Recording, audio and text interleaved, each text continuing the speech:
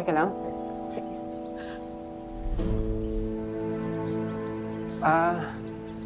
Sorry nadamay ka pa. And, thank you. By the way, I'm Zion. Angel.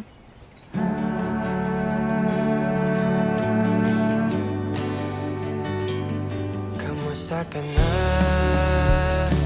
Nariyan ka pa ba? Matagal na ang panahon nung muling magkita. Naaalala mo pa ba ang mga araw na tayo lang dalawa ang magkasama? Di mapaghiwalay.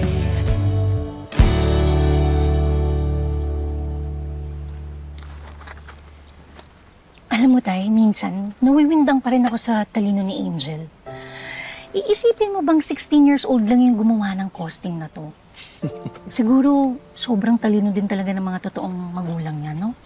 Naku, totoo. Alam mo, napakaswerte natin dyan kay Angel. Kahit hindi natin katugo. Alam mo ba, ang turing niya sa atin, parang higit pa sa tunay na pamilya. Kaya talaga ang tingin ko sa kanya, isa siyang anghel na hinulog ng langit bigay sa atin ng Diyos. Tama Diba? ba? Swerte talaga tayo sa kanya. Ang galing, oh. Talagang maayos na maayos lahat. Walang mali.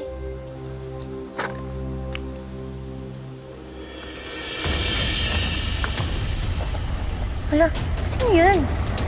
Hindi pa naman tayo nag-grand opening.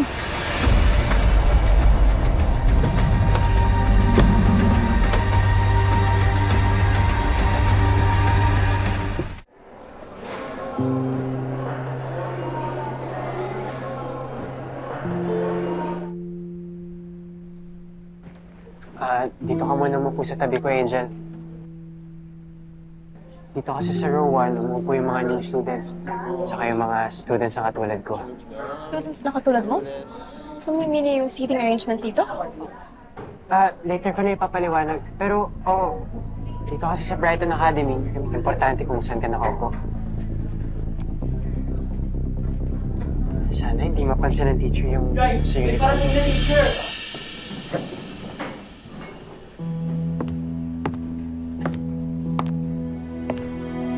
Oh my gosh. Yan yung advisor natin, si Ma'am Dragona. Yung terror. Yes, at kilala din ako na nagbibigay ng exam on the first day of class. May problema? No, wala po. No, wala po. Wala po. Terror nga. Siya din yung palaging may bonus questions sa exams. Kaya walang nakakakuha kasi sobrang hirap sagutan.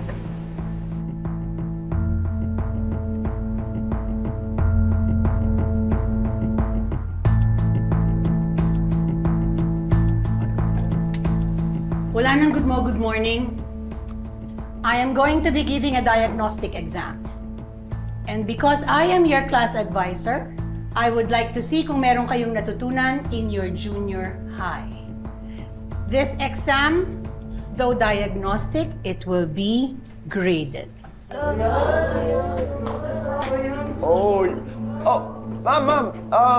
I don't know if you know, but we have a transferee student. Yeah, right there, in the row 1. Hindi ko alam kung ano yung mga lessons na tinuro sa kanya in her old school. You know, I'm just concerned as a friend kasi baka malaman na ng buong klase na bobo! Good morning. It doesn't matter if may bagong student. I'm sure ang itinuro sa kanya at ang tinuturo dito hindi naman nagkakalayo. This exam will proceed. Yes, ma'am. Give one and pass. Ma'am. Get one and pass.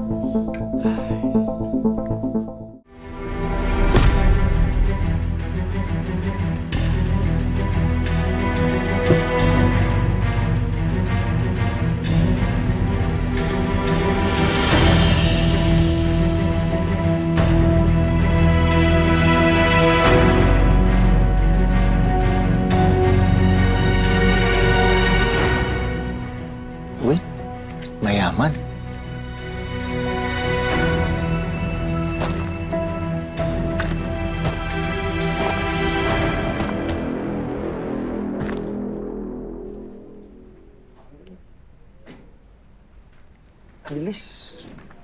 Agad.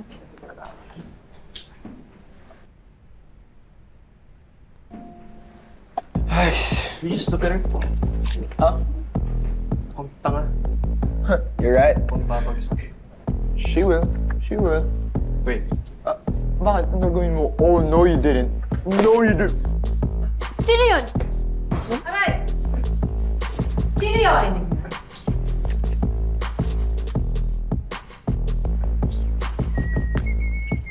What's going on?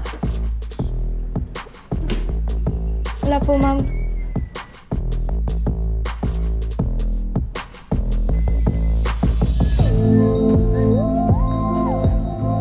Okay ka lang?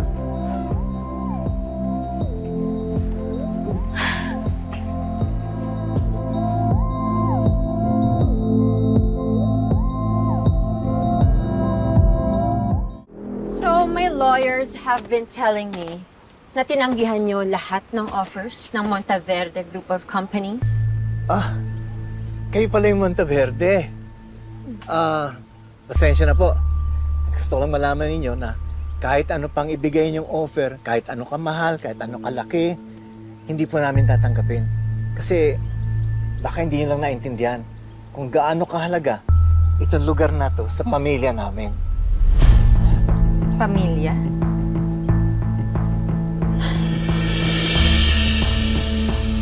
I was once part of that wretched family. Remember?